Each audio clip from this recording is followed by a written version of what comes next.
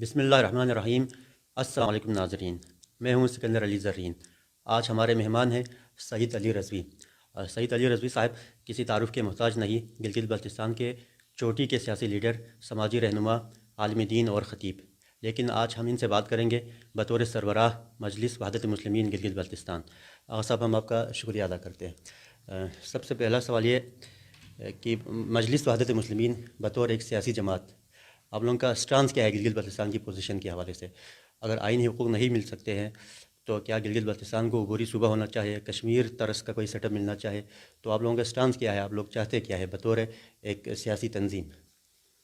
اعوذ باللہ من الشیطان الرجیم، بسم اللہ الرحمن الرحیم۔ شکریہ ادا کرتا ہوں زرین صاحب آپ کا، اور ماشاءاللہ آپ کے چینل کے توسط سے قومی آواز جو ہے وہ جگہ جگہ پہ پہنچ رہی ہے۔ انشاءاللہ حقوق کے حصول کے راستے پہ جو ہے وہ میڈیا کا بہت اہم کردار ہے۔ انشاءاللہ ہم سب مل کے ایک ساتھ آگے بڑھیں گے، ایک دوسرے کی آواز بنیں گے تو انشاءاللہ ہم کسی نتیجے پر پہنچ سکتے ہیں۔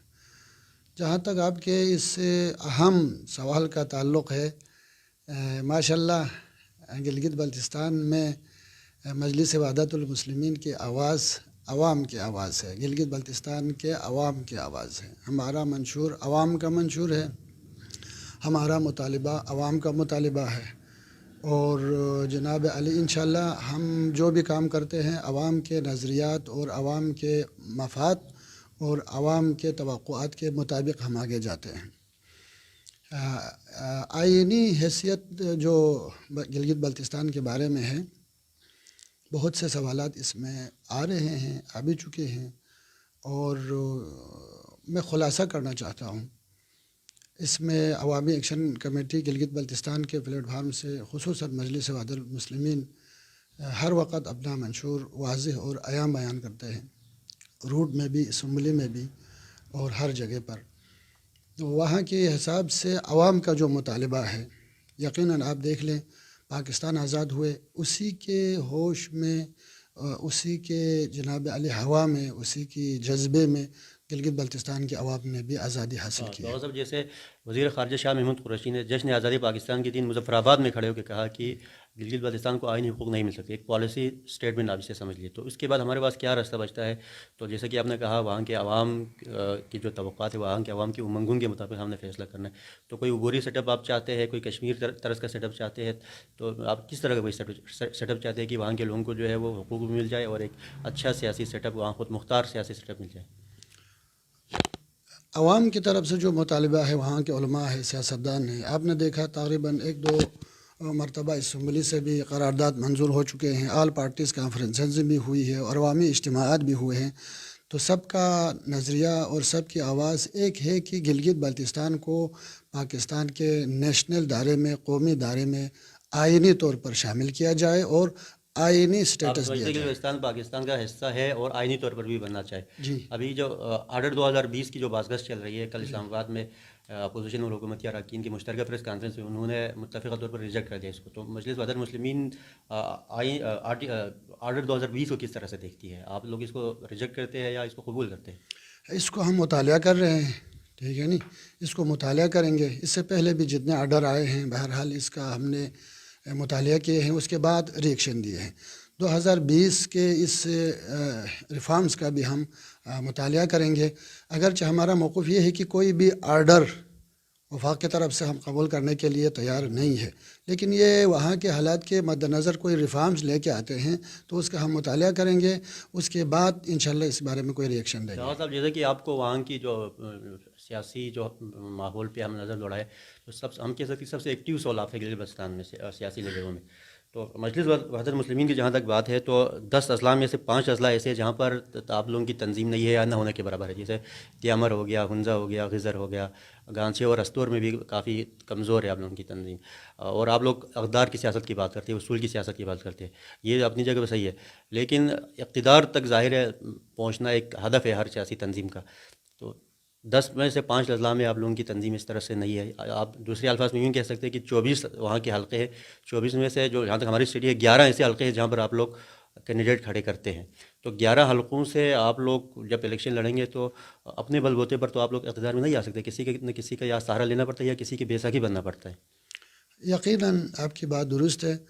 دیکھیں، ایک ابتدائی مرحلے میں ہے مجلس وحدت المسلمین، اور آپ دیکھیں دوسرے سیاسی پارٹیز ہے 40-50 سال ان کے ہوئے ہیں اور آگے بڑھ رہے ہیں ماشاءاللہ، اور ابھی مجلس وحدت المسلمین تقریباً 2 مرتبہ الیکشن میں آ چکے ہیں، حصہ لیے ہیں، ابھی یہ تیسری مرتبہ انشاءاللہ وفاقی لیول پر اور 2020 الیکشن کا سال ہے، عام طور پر یہ سمجھا جاتا ہے کہ آپ کے ناقدین بلکہ یہ کہتے ہیں کہ MWM تحریک انصاف کی بی ٹیم ہے گلگت بلتستان سے لے کر وفاق تک، تو وہاں کوئی اتحاد کی بھی بات ہی چلے۔ راجہ ناصر صاحب سے میری بات ہوئی تو انہوں نے بھی کہا تھا انشاءاللہ ہم اتحاد کریں گے، تو آپ کیا دیکھتے ہیں گلگت بلتستان میں MWM اور تحریک انصاف کوئی انتخابی اتحاد یا کوئی سیٹ ایڈجسٹمنٹ وغیرہ کی صورتحال ہو سکتی ہے؟ جی، یہ بہرحال یہ قبل از وقت بات ہوگی، ہمارے وہاں پہ سیاسی کونسل بیٹھے ہوئے ہیں، وہ اس پہ بحث کریں گے، آگے بڑھیں گے، چونکہ یہاں تحریک انصاف کے ساتھ ہماری کوئی کوارڈینیشن ہے، یقیناً واضح ہے، وفاق میں بھی ہے، وہاں صوبے میں بھی ہے، چونکہ عمران خان کا جو موقف ہے وہ واضح ہے، کرپشن کے خلاف ہے اور ملک کی ترقی کے لیے وہ آواز اٹھا کے آگے بڑھ ہم نے رہے ہیں۔ پچھلے دنوں وہاں پر ہمارا دیکھا بھی جو الیکٹیبلز کے نام پر جو روایتی سیاستدان تھے، آپ نے جیسا کہا کہ ہمیں صاف کینڈیڈیٹ چاہے، کرپشن سے پاک کینڈیڈیٹ چاہے، تو وہ لوگ تو دڑا دڑ PTI میں شامل ہو رہے اور جعفر شاہ صاحب ویلکم بھی کر رہے، تو اس صورتحال میں کیا کوئی اتحاد ممکن ہے وہاں پر؟ جو الیکٹیبل کے نام سے جو کرپٹ بندے لائیں گے ان کو سپورٹ کرنے کے لیے ہم تیار نہیں ہیں۔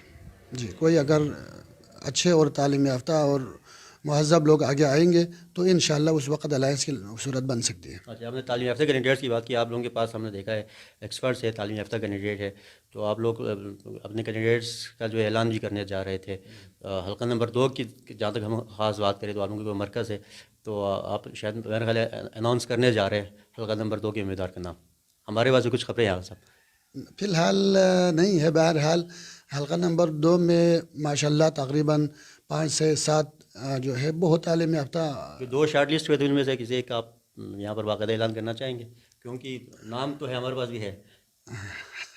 اس میں یہ ہے کہ آپ کو 1-2 نام میں لے لوں، ٹھیک ہے نہیں؟ پہلے نمبر پر میں خود آنے کا چانس بھی ہے، اور دوسرے نمبر پر ہمارے برادر ہے، تعلیم یافتہ ہے، میسم کاظم صاحب آ رہے ہیں، ہمارے میڈیا کے وہ ہیں، صوبائی سیکرٹری اطلاعات ہیں، اور تیسرے نمبر پر ہمارے سلیم بھائی ہے، نیورنگا سے تعلق رکھتے ہیں، اسی طرح سے کچھ اور بھی افراد ہیں انشاءاللہ وہ۔ تو آپ نے ابھی تک اپنے لیے بھی دروازہ کھلا رکھا ہے کہ بھائی میں خود بھی میدان میں اتر سکتا ہوں حالات کو دیکھ کے؟ ہاں، یہ ہو سکتے ہیں، اس میں کوئی دوسرے نمبر پر میسم کاظم صاحب، اگر آپ نہیں آتے تو اس کا مطلب یہ لیا جائے کہ میسم کاظم صاحب جو ہے وہ باقاعدہ کینڈیڈیٹ ہوں گے حلقہ نمبر 2 سے، آپ کے نہ آنے کی صورت میں؟ ہاں، اور بھی ہیں، اور بھی بہت سارے کینڈیڈیٹس ہیں، انشاءاللہ میدان میں جو مناسب ہوگا اس کو ہم میدان میں اتاریں گے۔ ہمارے پاس یہ بھی اطلاع ہے روندو اور دنیور سے جو ایک اور مذہبی سیاسی پارٹی ہے، ان کے کینڈیڈیٹس، ان کے جو الیکٹیبلس جو کہ اسمبلی میں بھی، وہ بھی آپ سے رابطہ کر رہے ہیں، تو آپ ان کو ویلکم کریں گے یا نہیں؟ وہ اپنی جگہ پہ صحیح ہے، وہ بھی مذہبی سیاسی پارٹی ہے، وہ ادھر ہی رہے، یا آپ جو ہے ان کو خوش آمدید کہہ رہے ہیں؟ نہیں، اگر میں عرض کیا نا، ان میں بھی اگر کوئی اچھے تعلیم یافتہ اور غیرت مند قومی لیول پر کام کرنے والے، بات کرنے والے افراد لاتے ہیں تو ممکن ہے ان سے بھی ہماری کوئی الائنس ہو جائے۔ تحریک اسلامی آپ سے کی مراد یہ ہے؟ تحریک اسلامی سے یہ ظاہر ہے آپ لوگوں کی ابھی اسلامی تحریک سے بات چیت چل رہی ہے، آپ نے بھی گلگت میں جا کے ملاقاتیں کی اور اسلام آباد اور لاہور وغیرہ میں بھی کوششیں جاری ہے، تو یہ آپ کی یہ خواہش پر یہ چیزیں ہو رہی ہے اور آپ لوگ باقاعدہ ان سے الائنس چاہتے ہیں؟ کیونکہ یہی سمجھاتے ہیں ایک فطری اتحاد ہوگا یہ۔ جی، یہ کہ پہلے بھی ہم نے 2015 میں بھی اور ابھی 2020 میں بھی ہماری پہلی پرائرٹی جو ہے وہ تحریک اسلامی ہے۔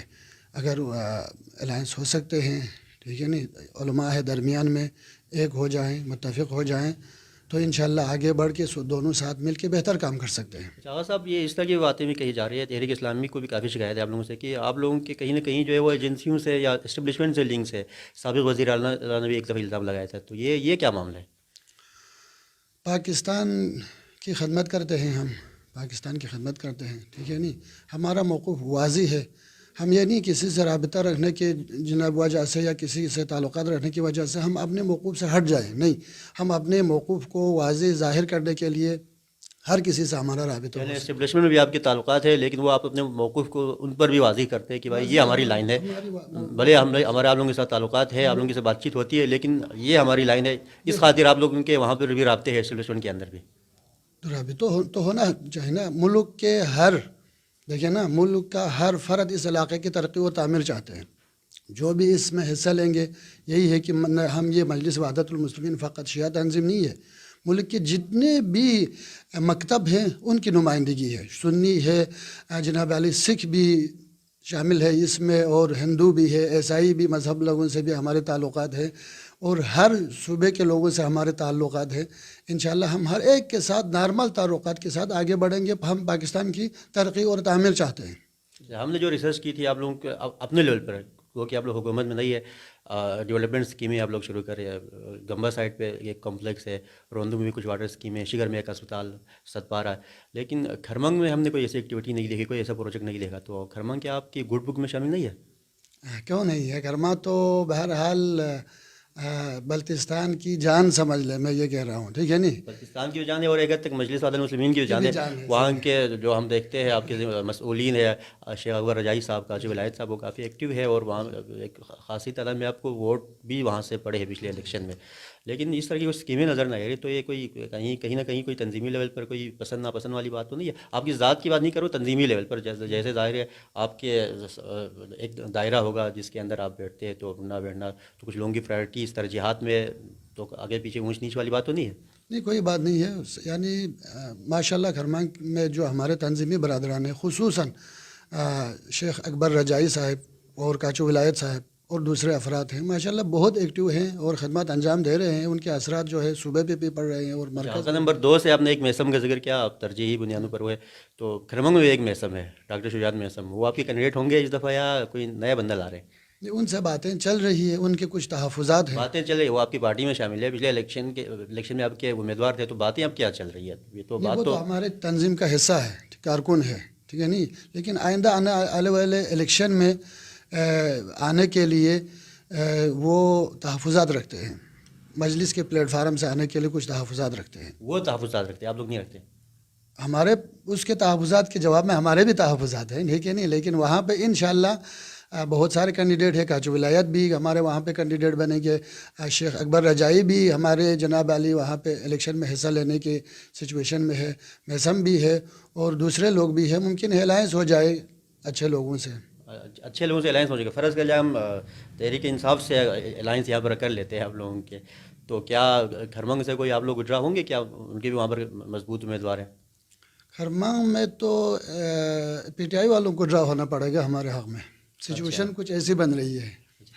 جی میں سمجھ گیا. اچھا، وہاں چونکہ وہاں پر 2 الیکٹیبلس پی ٹی آئی میں شامل ہو چکے ہیں، تو آپ کے شرح اس طرف سے، تو کس کینڈیڈیٹ کے سامنے آنے کی صورت میں آپ لوگ ان کے یہاں میں بیٹھیں گے، اور کس کے سامنے آنے کی صورت میں ان کو آپ کے یہاں میں بیٹھنا پڑے گا؟ ہاں جی، یہ واضح ہے.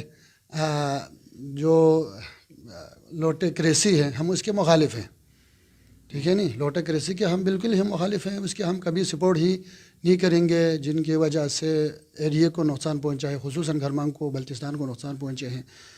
اور انشاءاللہ اس کے علاوہ جن کو موقع ملے تو وہ خدمت انجام دیں گے، ان کے ساتھ ہم پورے گلگت بلتستان لیول پہ بات کریں تو آپ فرض کریں پی ٹی آئی اور آپ میں اتحاد ہو جاتا ہے، اور ایسے ہمیں نظر بھی آ رہے ہے بظاہر، تو گلگت بلتستان کے کون سے حلقے ہیں جہاں پر پی ٹی آئی کو آپ کے حق میں بیٹھنا پڑے گا، اور کون سے حلقے آپ کو نظر آتے ہیں جہاں آپ ان کے حق میں بیٹھ سکتے ہیں؟ وہ ہماری کمیٹی بن رہی ہے، تحریک انصاف مجلس وحدت المسلمین کی جوائنٹ کمیٹی. گلگت حلقہ نمبر 3 صاحب جعفر شاہ صاحب کو وزیر اعلیٰ کے جو امیدوار ہے سپورٹ کریں گے؟ شرائط پہ. اچھا، کس طرح کی شرائط ہو سکتی ہے؟ کیونکہ جعفر شاہ صاحب خود دوسری پارٹی سے آئے، ابھی آپ نے لوٹیکریسی کی بات کی، تو وہ جعفر شاہ صاحب آپ کی شرائط پہ پورا نہیں اترتے گا؟ نہیں، وہ الگ بات ہے، ٹھیک ہے نہیں. یہ آغا جعفر شاہ صاحب ماشاءاللہ ایک کے پرعزم اور ارادے کے مالک ہیں، اور اپنے موقف کو واضح طور پر بیان کرتے ہیں. انشاءاللہ جعفر شاہ کی قیادت میں جو ہے گلگت بلتستان کچھ نہ کچھ حقوق حاصل کرنے میں کامیاب ہوں گے. جاؤ صاحب، ایک سوال، سعید مہدی شاہ اور حافظ حفیظ الرحمان، جی، نسبتاً کون سی حکومت اچھی رہی؟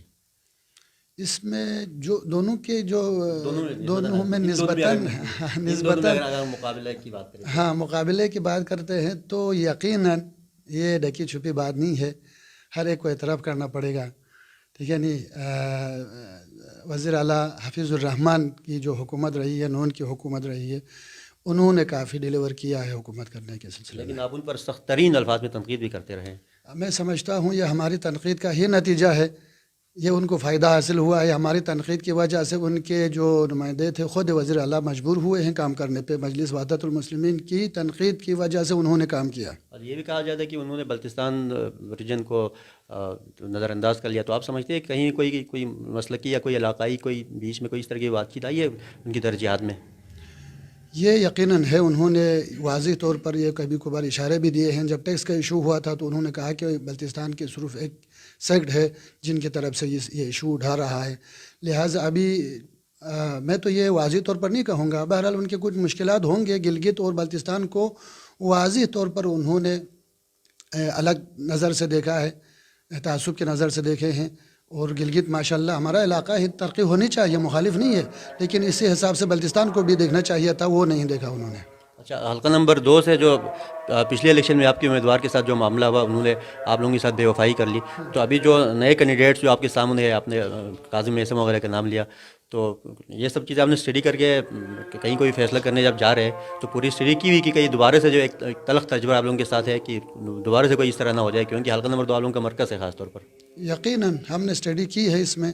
انشاءاللہ ہم خاص طور پر تنظیمی اور نظریاتی لوگوں کو پروموٹ کر رہے ہیں, آگے لا رہے ہیں. اور جو کسی سفارش کے ذریعے سے یا کسی اور راستے سے آ کے ٹکٹ لے کے آگے جانا چاہتے ہیں, ہم اس کو بالکل ریجیکٹ کریں گے. وہ نظریاتی نہیں ہے, ان سے کچھ نہ کچھ مسائل ہوں گے بعد میں. تو پچھلے الیکشن میں آپ نے نظریاتی امیدوار کا انتخاب کیوں نہیں کیا, تو یہ غلطی آپ تسلیم کرتے ہیں؟ غلطی نہیں ہے, میں اپنی غلطی میں نہیں سمجھتا ہوں. ہم سمجھتے تھے کہ تنظیمی برادران کے خلوص کا نتیجہ ہے. ہم سمجھتے تھے کہ باہر سے, تنظیم سے باہر ہی کیوں نہ ہو, علاقے کی خدمت کرنے والے ایجوکیٹڈ لوگ, تجربہ کار لوگ آئیں گے تو انشاءاللہ وہ قوم کی خدمت کریں گے, ہم ان کی سپورٹ کریں گے. الیکشن 2020 میں آپ منشور کی بات کرتے ہیں, آپ کے منشور میں جو پہلی 3 ترجیح, جو پہلے 3 نکات کیا ہوں گے؟ آئینی حقوق, ٹھیک ہے نا, گلگت بلتستان کے زمینوں کا تحفظ گلگت بلتستان کے, اور خصوصاً وہاں پہ ہیلتھ اور ایجوکیشن پہ فوکس ہو جائے گا انشاءاللہ. اچھا, زمینوں کے تحفظ کی بات کی, خالص سرکار کے حوالے سے آپ کا موقف بالکل واضح ہے کہ گلگت بلتستان میں ایک انچ زمین بھی خالص سرکار نہیں ہے, لیکن بیچ میں وہاں کے کچھ علماء بھی, سیاستدان بھی ہے, 20% اور 30% والا معاملہ, آپ اس کو کیسے دیکھتے ہیں؟ اس کو ہم بالکل ریجیکٹ کرتے ہیں. 1 انچ زمین بھی ہم کسی کو دینے کے لیے تیار نہیں ہے. ہاں, عوامی مفاد کے لیے گورنمنٹ کو ضرورت پڑے تو معاوضہ دے دیں, زمین لے لیں, کوئی مسئلہ. پاکستان اور ہندوستان کے درمیان جو ہے وہ روڈ کھل رہے, بارڈر کھل رہے, تو وہاں گلگت بلتستان میں بھی ایک اہم بارڈر ہے, کارگل بارڈر, وہاں تحریک بھی چل رہی ہے. تو کارگل بارڈر کھولو, تحریک سے آپ لوگ متاثر ہے, کیا اس مطالبے کو آپ لوگ منشور میں شامل کریں گے؟ ہاں, یہ مطالبہ ابھی ہمارے نہ فقط منشور میں شامل ہے, احتجاجات بھی آپ دیکھ رہے ہیں, اور اوپر جو مقتدر حلقے ہیں ان تک ہم نے بات چیت پہنچائی ہے, اور انہوں نے بھی ہمیں امید دلائی ہے کہ انشاءاللہ اس کو جلد از جلد اس پہ کام ہو رہے ہیں. اچھا, آخری بات, آغا صاحب, گلگت بلتستان کی عوام کو, خاص کر اپنی جو پارٹی ہے, پارٹی کارکنان, ان کو کوئی خاص پیغام دینا چاہیں گے؟ یقیناً اتفاق اور اتحاد سے رہنا چاہیے. تمام پارٹی کا منشور ایک ہونا چاہیے. آئینی حقوق, جب تک ہمیں ایک مکمل سٹیٹس اور با اختیار اسمبلی, با اختیار کونسل نہیں ملیں گے, چھوٹے موٹے پروجیکٹ سے ہمیں ترقی کرنے والے نہیں ہیں. انشاءاللہ مضبوطی سے, سب اتفاق و اتحاد سے, مذہب ہو یا علاقائی ہو یا سیاسی ہو, سب مل کے آگے بڑھیں گے. ہم اپنا آئینی سٹیٹس حاصل کریں گے. انشاءاللہ ہمارا آخری ہدف یہ ہوگا. ہمیں آئینی اسٹیٹس چاہیے, ہمیں بااختیار اسمبلی چاہیے, بااختیار کونسل چاہیے. گلگت بلتستان کے عوام اتحاد اور اتفاق کے ساتھ رہے. یہ ہے سعید علی رضوی کا گلگت بلتستان کے عوام سے ان کی درخواست ہے, اور حکومت پاکستان سے ان کا مطالبہ ہے. اسی کے ساتھ آج کے انٹرویوز کا ہم اختتام کرتے ہیں. سعید علی رضوی صاحب کا ہم ایک دفعہ پھر شکریہ ادا کرتے ہیں. اسی کے ساتھ اپنے میزبان سکندر علی زرین کو اجازت دیجیے. اللہ حافظ.